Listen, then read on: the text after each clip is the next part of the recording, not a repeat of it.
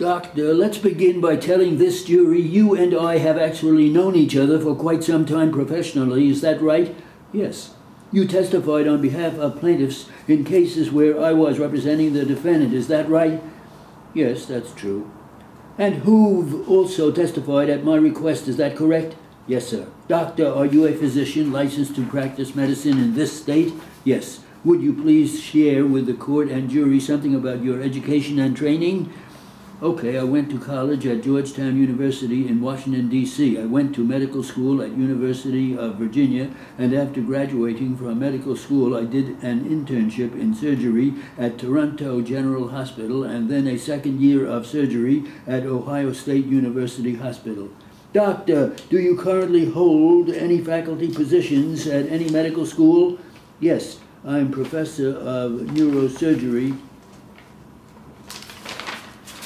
at the State University of New York. The court, are you willing now to accept the concession of counsel? Plaintiff's counsel, no, Your Honor, with all due respect. The court, continue, counsel.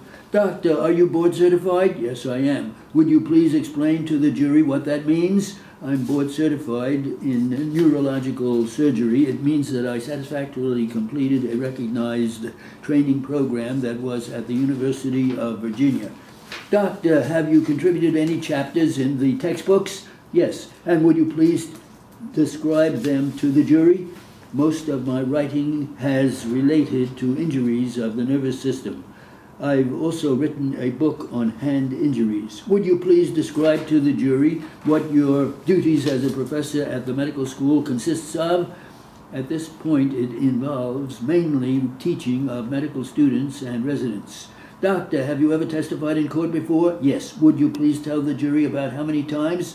Defendant's counsel, objection. The court, overruled. Oh, I would say I don't keep a scorecard in the neighborhood of 70 times over now, probably 20 or 22 years. Are you frequently called upon by attorneys representing both plaintiffs and defendants to review medical records in connection with lawsuits? Yes, I'm called by both. Do you testify on every case that you review? No, I testify on probably, again without a scorecard, I would guess 1 out of 5 cases that I review.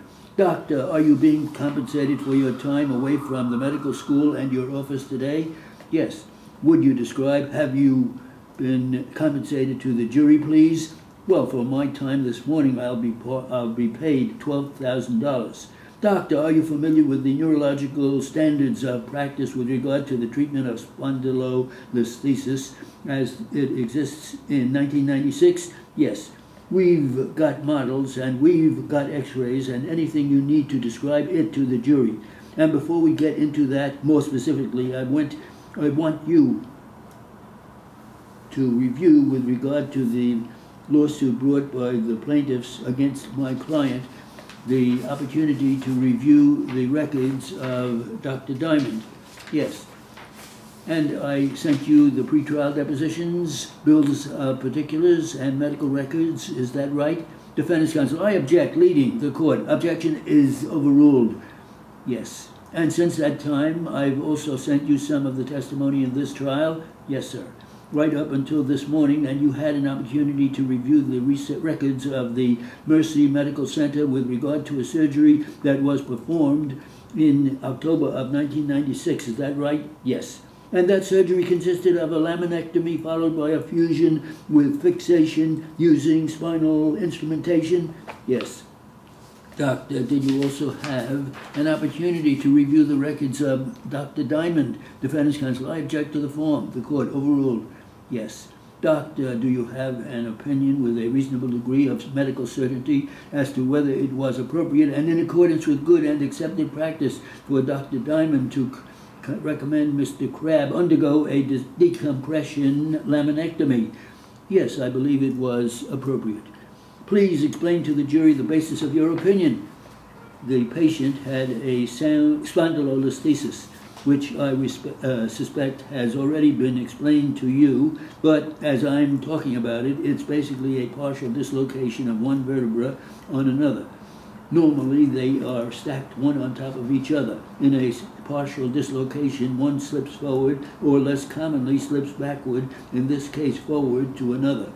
there are a lot of symptoms that this condition has potentially caused.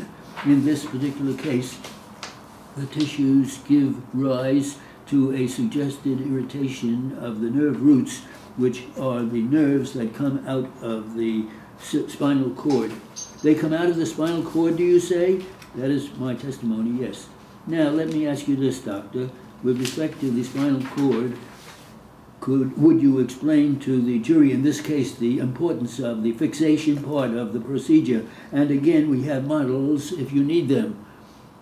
Well, first of all, with regard to the grill procedure, which is sort of a general term, there can be a lot of variations on it, and a gill procedure really is a laminectomy with a few other things done. It does not repair or fix the slippage. The slippage remains. What you are doing is relieving pressure on the nerves due to the scar tissue and bone spurs that have formed as a result of the slippage, and this constant but almost imperceptible amount of movement. The movement persists, and one rationale for doing a fusion is to eliminate that movement. Defense counsel, move to strike as totally unresponsive and inflammatory, Your Honor. The court overruled.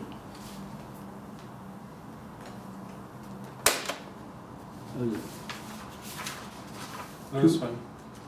Good.